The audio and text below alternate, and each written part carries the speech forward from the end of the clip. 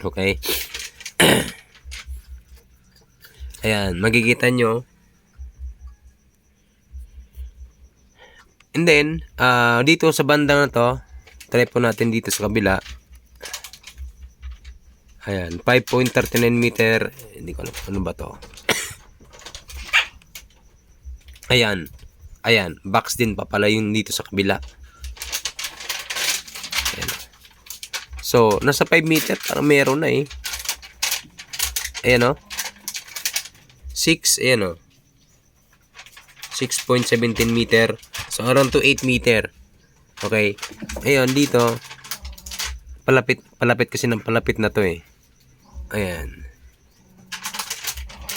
So, mas malaki yung load sa kaliwa. Yung nasa kanan, halos maliit ng konti. Magkahiwalay. Okay?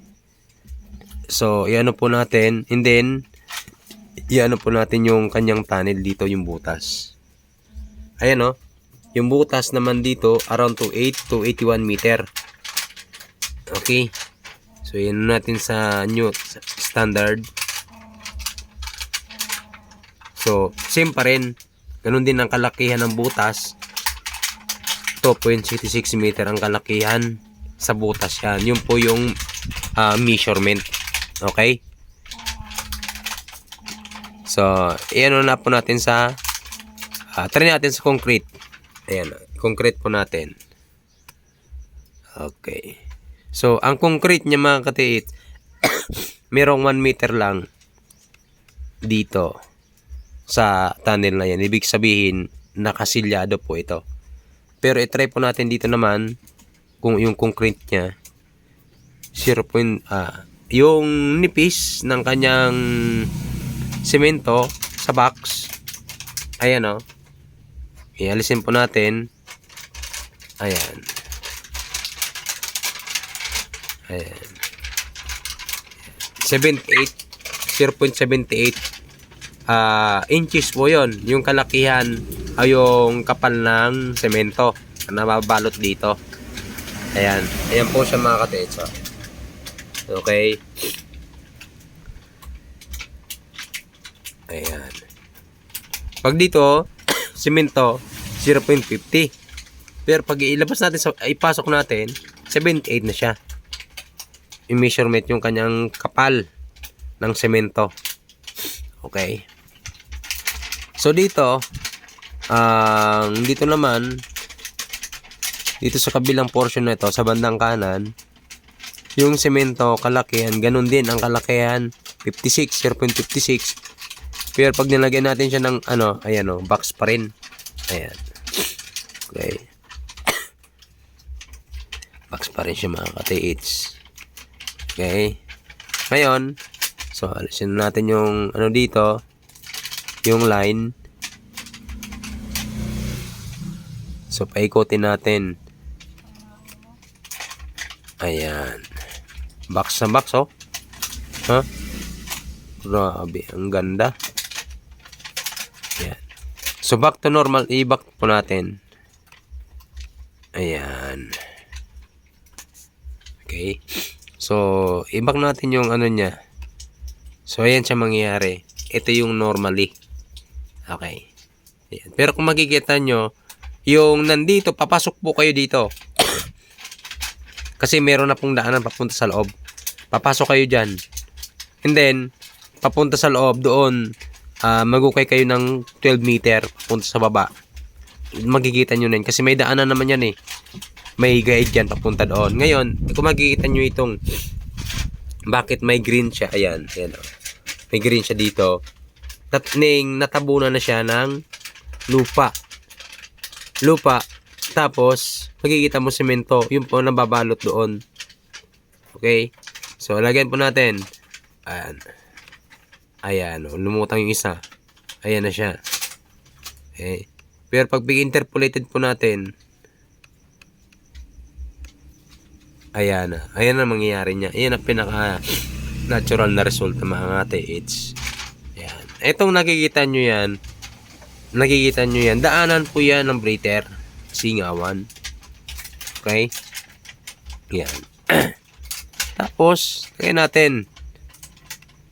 Yun. Yan. Mas malalim ito. Mas mababaw ito. Around to 5 meter. Around to 8. Estimated depth sa 12 meter. 12 to 13, 14, 15. Yun nga sinasabi ko, madam, dito.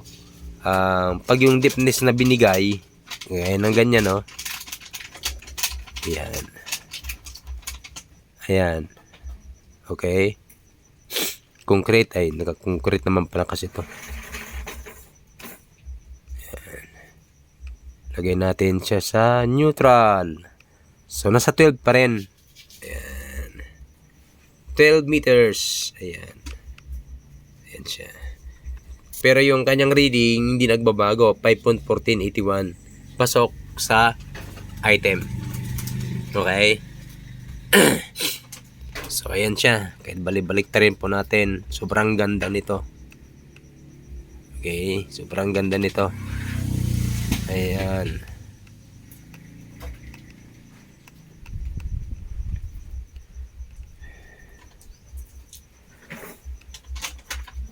Kung lagyan natin sa second, calculate. Pangatlo. Ayan. Apat. Ayan. 5. Ayun. So, ayan siya, oh. Kitang-kita. Ito din. Bilog na bilog, oh. Ayan, oh.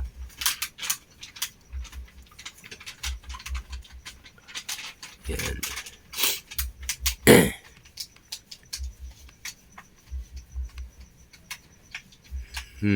Box pa rin siya. Sobrang ganda. Sobrang ganda nito. Hindi na kailangan ng financer nito.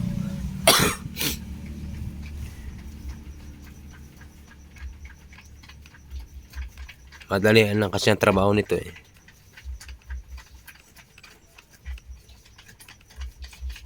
Okay. So, dito na po natin yan.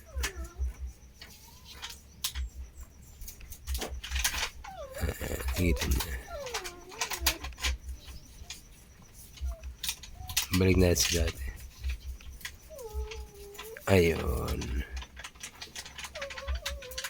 So, balik na natin. Ayan. Kita nyo, madam. Ang ganda. Sobrang ganda. Perfect.